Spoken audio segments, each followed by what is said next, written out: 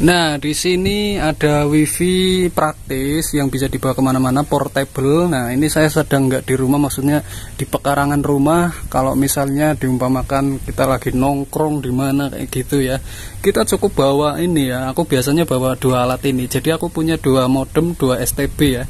Jadi khusus dipakai di rumah, khusus dibawa kemana-mana. Jadi sama ini diisi kartu yang biasa saya pakai. Nah, ini biasanya aku bawa ke tongkrongan ya. Jadi saya cukup pakai baterai kayak gini. Ini udah bisa 5 jam lebih sih ya.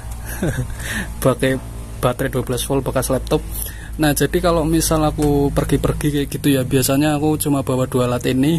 Ini kalau misal di rumah temen, aku tancepin ini ke adaptor listrik ya, bukan pakai baterai. Tapi kalau misal nongkrong di tempat yang nggak ada listrik, saya cukup pakai baterai, dan ini teman-temanku tinggal nyambung ke sini. Ya, jadi buat YouTuber ngapain aja ke sini kayak gitu ya. Jadi praktis ya, cuma kayak gini. Nah, ini sebenarnya lebih kurang praktis karena kabelnya kepanjangan. Jadi biasanya aku pakai kabel yang paling cuma satu jengkal. Ini kabelnya saya cari nggak ketemu. Lebih praktis lagi kalau misalnya pakai modem stick. Jadi modem yang kayak flash disk kayak gini, bukan pakai yang kayak gini. Itu lebih praktis lagi. Tapi saya nggak punya, saya punya ini aja. Nah, kayak gitu ya. Ini kalau di luar rumah. Kalau di dalam rumah kayak gini. Oke, jadi saya akan jelaskan sedikit untuk topologi kalau udah dirangkai dengan tambahan akses point ataupun menggunakan mikrotik ya. Nah, di sini modemnya itu modem Huawei E5577. Kenapa pakai modem ini udah aku jelasin ya. Nah, kemudian ini ada tambahan antena eksternal ya dari luar. Dari modem ditarik kabel USB masuk ke STB. Nah, STB-nya ini nyala. Kemudian dari RJ45 STB kita masukin ke mikrotik ya. Nah, di mikrotik dilakukan pisah trafik. Jadi di sini ada dua modem. Ini untuk modem game, ini untuk modem ke STB atau koneksi umum kayak gitu ya. Jadi untuk pemula cukup pakai ini sama ini aja, udah. Karena ini udah ngeluarin wifi, nggak perlu tambahan ini. Sebenarnya ini udah ngeluarin wifi, tapi nggak perlu tambahan ini. Tapi kalau pengen lebih bagus, memang ditambah akses point tambahan. Kalau belum ada akses point tambahan, ini agak lemot memang ya. Karena udah aku sering bahas di video-video sebelumnya, nanti disimak aja. Ya, jadi kayak gini ya. Dan untuk penampakan sinyalnya, oke. Ya, jadi full bar lah, bisa dikatakan full bar ya. Jadi kalau kita lepas, sama sekali nggak dapat sinyal. Jadi antena Catherine ini sangat 90% membantu, 90% ya. Ya, kayak gini untuk topologinya. Dan ini udah bisa dipakai ya. Kita coba buka YouTube.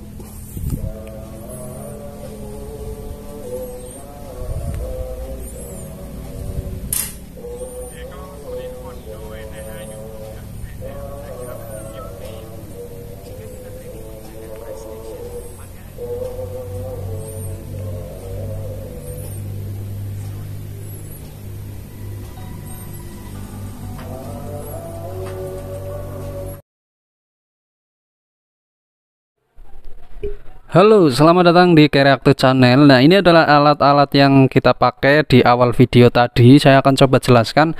Nah, sebenarnya ini udah sering kita bahas di video channel ini ya. Nah, cuma kita akan sedikit mengulas atau sedikit review aja. Dan 3 alat tersebut ini sudah ada yang punya. Dalam artian udah dipesan ya, udah dibayar, siap dikirim. Nah, ini semua udah disetting, sudah ditesting. Cuma saya akan sedikit review aja kayak gitu. Nah, untuk yang dua ini adalah dia itu order hanya STB dan adaptornya aja. Dan yang sebelah sini ini adalah STB dan modem Huawei E5577. Jadi sebenarnya ada sekalian sama router kalau memang ada. Tapi berhubung routernya udah habis, jadi nggak ada ya. Jadi cukup modem dan STB, dan saya akan jelaskan sedikit karena banyak banget yang sering DM apakah alat ini saja dipakai udah bisa tanpa modem kayak gitu. Itu pertanyaan dasar ya, tapi saya akan coba jelaskan di video ini. Oke, yang pertama ini adalah STB Open WRT, dimana ini sebelumnya itu kan fungsinya hanya untuk nonton TV, tetapi sekarang udah dirubah jadi router ya. Nah, kemudian ini versi 1, dalam artian ini RAM-nya 1, internalnya 8 GB. Nah, ini udah sangat lebih dari cukup untuk dibikin router kayak gini ya, karena saya sendiri juga pakai. Nah, kemudian di sini itu ada modem. Modem ini adalah tipe Huawei E5577CS603. Jadi ada yang CS321, ada yang 603. Ini yang 603. Saya lebih suka 603 karena memang firmware-firmwarenya yang di-share bertebaran di YouTube itu banyak daripada yang 321, khususnya untuk yang web UI-nya ya kalau nggak salah. Nah, kemudian kenapa saya menggunakan modem ini? Ini adalah modem untuk pemula. Dalam artian ini adalah modem yang murah, tetapi fiturnya itu udah cukup banget. Jadi kalau modem saya sarankan itu support frekuensi 1800 dan 2100 itu minimal banget. Yang paling minimal itu 1800. Kenapa? Karena frekuensi 1800 itu rata-rata paling kenceng ya. 1800. Kemudian kalau 1800 lagi ada masalah, kita ganti ke frekuensi 2100. Itu kalau pengen kecepatan lebih kenceng itu di frekuensi itu biasanya ya. Kemudian untuk frekuensi 900 modem yang E5577 CS603 ini belum support ya. Yang support itu yang 321. Nah, tetapi untuk frekuensi 900 kita nggak sering pakai memang ya. Kecuali kalau kita butuh modem yang untuk pisah trafik, dua modem ya. Kayak di topologi rumahku itu pakai Orbit Mac-nya untuk koneksi umum, Orbit Star 2 untuk koneksi game. Nah, kalau yang untuk modem-modem koneksi game saya sarankan harus ada yang 900-nya. Karena berdasarkan tes di sini itu ya, itu frekuensi 900 kalau untuk main game itu jos banget, pingnya stabil banget daripada frekuensi 1800 ataupun 2100. Tetapi memang dari segi kecepatan nggak bisa kencang kayak 1800. Jadi kalau frekuensi 900 itu berdasarkan pengalaman itu memang kecepatannya nggak bisa kencang banget, tapi untuk latensi atau ping itu kecil ya, jadi cocok banget untuk main game. Nah, berhubung modem ini kita pakai untuk memenuhi OpenWRT atau untuk kebutuhan STB aja, jadi STB ini bisa digunakan untuk main game, untuk YouTubean, streaming dan lain-lain.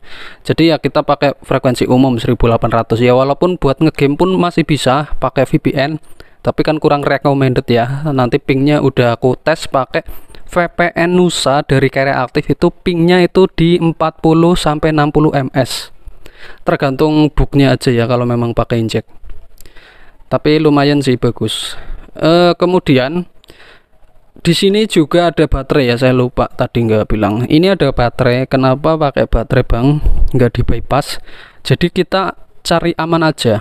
Jadi modem ini kalau di bypass itu sebenarnya bisa ya. Tapi kalau di bypass dia itu kadang suka restar ya. Jadi itu menjadi sebuah masalah yang serius juga ya.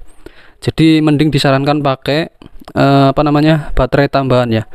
Ya bisa pakai baterai bawaan atau dimodif. Udah ada video tutorial cara modif baterai eksternal Huawei E5577 di channel ini. Silahkan tonton video yang ini. Nah, kemudian modem ini juga support tambahan antena eksternal ya. Di bawah tuh, di samping nih ya, itu slot antena eksternal. Ini bisa nambah antena eksternal, jadi buat memperkuat sinyalnya. Nah, di sini saya nggak meromoin modem ini bagus, enggak. Cuma memang modem ini modem yang paling worth it untuk pemula karena harganya paling murah lah. Kalau misal budgetmu 400 ke atas mungkin bisa ambil Huawei E3372. Dan untuk modem ini itu di bawah 400 dapat lah 300 sampai 350 ribu. Nah, kemudian ada yang pakai modem yang harga 150 ribu yang logo Telkomsel atau yang yang kayak modem stick. Ya sebenarnya itu ada yang bisa, tapi kurang recommended kalau menurutku, karena untuk jangka panjang tentunya pasti ya udah nggak diragukan kalau kita ambil brand Huawei ya. Semua ada kelebihan kekurangan masing-masing, tinggal sesuaikan aja. Tapi untuk yang kalian yang mau bikin kayak gini, saya sarankan minimal pakai modem kayak gini lah. Kalau misal ada budget lebih, ambil Huawei E3372. Kalau enggak Orbit Star 2. Tapi lebih praktis E3372 itu udah paling bagus sih. Ya, ini STB di sini ini fungsinya bukan untuk kecepatan internet. Tetap ya. Kalau mau ada yang inbox ke saya tanya, bang apakah nanti kalau beli STB kecepatanku bisa kayak punyamu? Ya enggak ya. Kalau misal kamu cuma punya STB ya belum bisa dipakai, Kenapa? Karena ini STB hanya router ya bro ya, router. Jadi ini konfigurasi di dalamnya hanya router, bisa untuk bisa traffic, load balance, inject, tunneling kayak gitu ya. Ini jadi tetap aja kuncinya speed internet kenceng ada di modem, karena modem yang ada kartu GSM-nya. Jadi nanti dia itu nyari sinyal kemudian diolah jadi internet kayak gitu ya, masuk ke sini. Nah di sini ini dikonfigurasi, misal di bisa traffic, di inject, di apalah, ini fungsinya. Tetap aja kalau kecepatan internet ya nomor satu di modem ya, modem, BTS, sinyal, book kayak gitu. Tapi ya ini adalah mobil ya, kayak semacam mobil ya. Jadi kalau misal modemmu bagus, kayak mobilmu bagus, yang mobil keluaran terbaru kenceng, cc-nya gede kayak gitu ya, kenceng. Jadi modem sangat penting ya untuk pilihan awal. Jangan sampai kalian beli modem yang mungkin kurang, istilahnya kurang familiar, nanti nyesel di akhir, harganya murah ternyata frekuensinya nggak komplit, kecepatannya lemot ya gitu ya. Mending ambil sekalian yang lumayan lah ya, ini minimal L5577 lah. Nah kayak gitu ya. Jadi untuk perakitannya sangat gampang sih. Seperti biasa, ini ada adaptor, nanti nyoloknya ke listrik ya. Kemudian untuk modem, jadi di STB itu ada USB 1 dan USB 2. Seperti biasa kita colokkan di sini ya.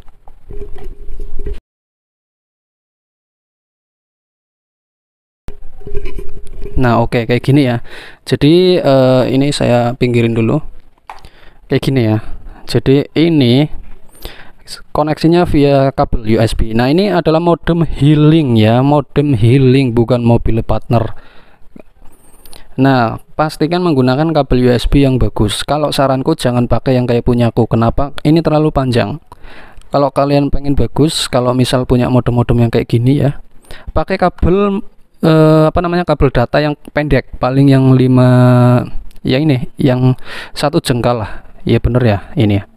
Kayak gini, yang paling segini lah panjangnya. Nah, kenapa? Karena untuk meminimalisir kekurangan daya. Kemudian tentunya koneksinya lebih lancar karena kabelnya lebih pendek ya. Kalau panjang kayak gini, ini listriknya jadi kecil ya. Tapi ya nggak apa-apa sebenarnya, tapi lebih bagus pakai yang pendek kayak gitu, saranku ya. Nah ini nanti bisa diisi kartu apa aja sih, GSM yang frekuensi 1800, 2100. Kalau 2300 kayaknya ini belum support ya, kalau nggak salah ya.